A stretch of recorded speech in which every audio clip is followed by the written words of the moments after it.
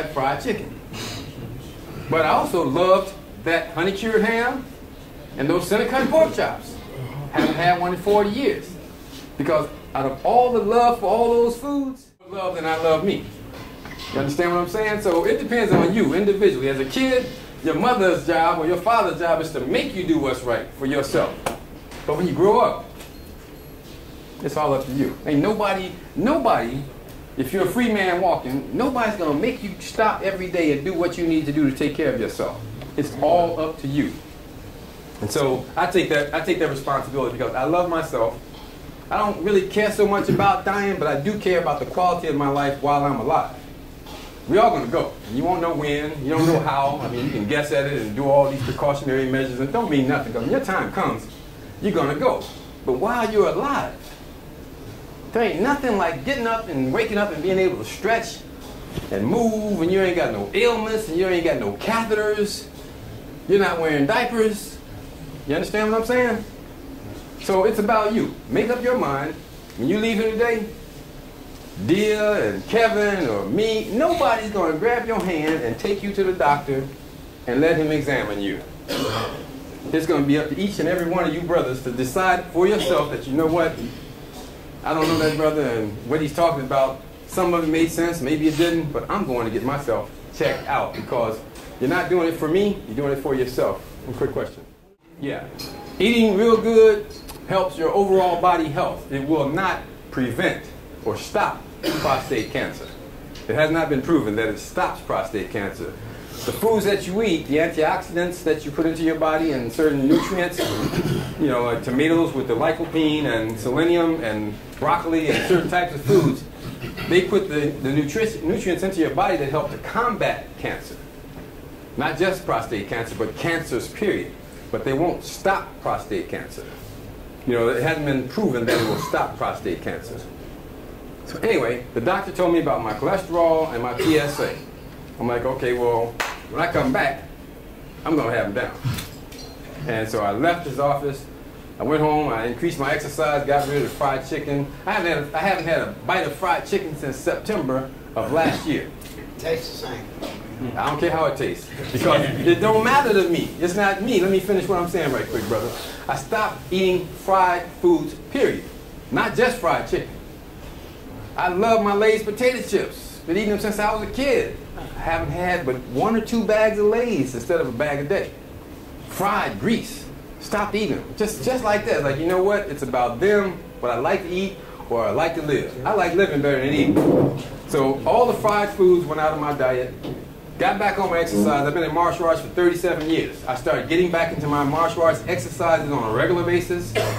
Okay, before I left here, I was riding my bike. I parked my car and started riding my bike. And now I'm like back into my exercise regimen. Changed my diet drastically. Got rid of all the fried foods. You can't, you know, I started increasing things like pomegranate juice and grape juice and tomatoes and broccoli, stuff like that. Things my mother couldn't even get me to eat those things when I was a kid, but I started eating all that stuff now because it's not about what I like. It's about what's going to be best for me, what likes me. Because I've got to fortify my body because I'm getting ready to go and have treatment for my prostate cancer. I am walking right here in front of you right now with prostate cancer. So it's not like something that happened to me a long time ago. This is current right now as we sit here and speak. On Monday of next week, I'll be going to Houston, Texas for treatment. Okay, so I'm here to share with you the urgency. He says, well, Al, your cholesterol levels are down from 600 to 400 or whatever it was. He said, your PSA was 13.9. And that doesn't mean anything when you hear 13.9 until he says it should be about 4. Now you're like, whoa. 13.9 for me? Okay, what do I need to do? I'm in trouble. I need to get this straight. So when I came back, it was down to 9.5. From 13.9, it went down to 9. So you know what? I'm glad to see that you took a proactive approach in your health, that you care enough about yourself to actually do the things that you need to do and not just be talking about it. But even though you brought it down from 13.9 to 9.5, guess what? It's still twice as much as it should be, and you need to go and just go get a biopsy just to make sure. Because now, these are signs that it just might be cancerous. And there's but one way to make sure. You need to go have a biopsy. I did the dreaded, I did the exam. Now you want me to go have a biopsy? And that was the attitude I had, like he wanted me to go get the biopsy. And you know what? After he finally talked and convinced me, you know what I said to him? I said, I'm going to go for you. I actually said, I'm going to go have a biopsy for him, not for me. Because I was like, ain't nothing wrong with me, man. I mean, I got a little high scores and stuff, but I'm healthy. I'm not having any symptoms. I'm cool. I'm going to die from an accident because I'm a busy person. I fly a lot. I do things. I'm always active. I'm going to die from an accident probably, not old age and not from cancer. I'm just going to die like a terrorist. I'm going to blow up. So I'm telling him, but since he's so concerned and he's such a good doctor, I'm going to go for him. And he scheduled the biopsy. I missed the first appointment. Just couldn't do it. I couldn't make up my mind. I couldn't even imagine going and having a biopsy. Another appointment. I missed the second appointment. I just couldn't psychologically gear myself up to go and get this biopsy because I didn't think it was necessary.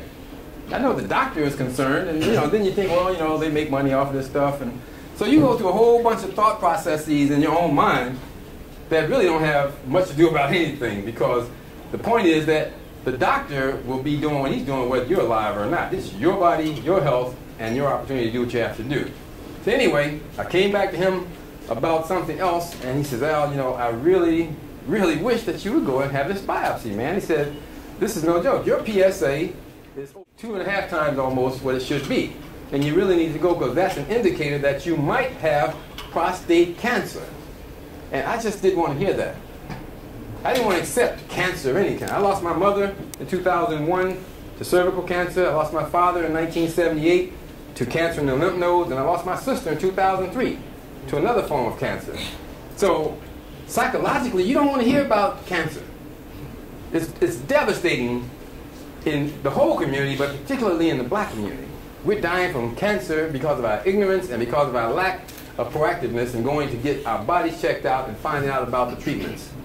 Anyway, they set the third appointment, and I decided on the day of the appointment, I still almost wasn't going to go. I decided to go and get this biopsy out the way. And again, I'm doing it for him. I mean, that was just ironic that I'm doing this for the doctor, not for me. Because if it was left up to me, I wasn't going. And I tell you that the prostate digital rectal exam is the second most humiliating, which I didn't know because I thought it was number one.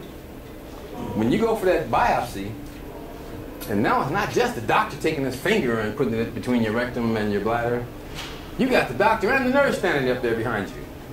And you strip down, put your little robe on, and you lay on this table, and you turn sideways and put your leg up. And he got this thing back here with a tube on it and a camera and all kind of stuff. And you're like, whoa, what's happening with this?